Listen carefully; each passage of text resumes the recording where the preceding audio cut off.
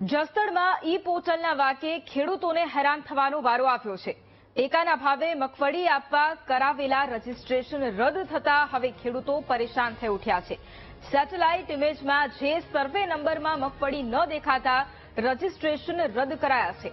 મગફળી હોવા છતાંય રજીસ્ટ્રેશન રદ થતા ખેડૂતોમાં અસંતોષ છે। ખેડૂતોએ સેટેલાઇટ ઇમેજમાં લોચા હોવાના ગંભીર આક્ષેપો પણ કર્યા છે।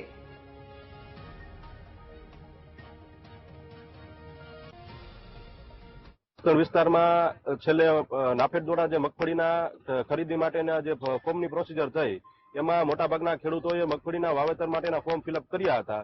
ગઈકાલે સાંજે તમામ ખેડૂતોને ભાઈ લગભગ 90 થી 95% ખેડૂતોને સરકાર દ્વારા એવો મેસેજ મોકલવામાં આવ્યા છે કે ભાઈ તમારા વિસ્તારમાં તમારા ખેતરમાં સેટેલાઇટ થ્રુ મગફળીનું વાવેતરનું અવલોકન થઈ રહ્યું નથી, એથી આપની મગફળીની જે ફોર્મ છે એ રદ કરવામાં આવે છે। હવે હું આપના માધ્યમથી જણાવવા માંગુ છું કે ભાઈ ફોર્મ ભરવા માટે ખેડૂતોને લાઈનમાં ઉભું રહેવાનું હતું, પછી પોતાના ખેતરમાં મગફળી સાબિત કરવા માટે પણ ખેડૂતોને લાઈનમાં ઉભું રહેવું પડતું હોય તો સરકાર ખેડૂતોને સરકારની કોઈ પણ પ્રકારની જરૂર નથી। આ સરકાર પાસે સરકાર ખોટી લાલચો આપી અને ખેડૂતોને હેરાન કરવાનું જ માત્ર કાર્ય કરી રહી છે। હવે અમે 20 વીઘાની મગફળી વાવેલી છે અને એકવાર ઓનલાઈન થઈ ગયેલું છે અને પછી ફરીવાર કાલે એવા મેસેજ આવ્યા કે તમારે સેટેલાઇટની અંદર મગફળી તમારા ખેતરની અંદર દેખાતી નથી।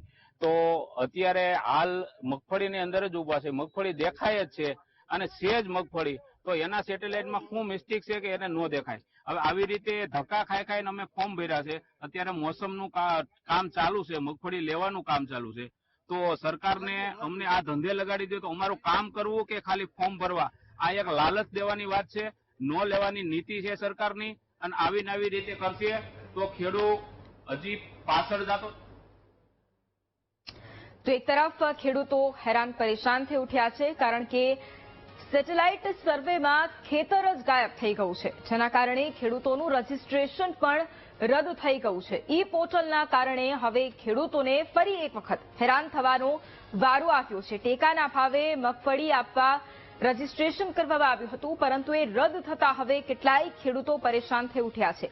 સેટેલાઇટ ઇમેજમાં જે તે સર્વે નંબરમાં મગફળી ન દેખાતા રજીસ્ટ્રેશન રદ કરવામાં આવ્યા છે।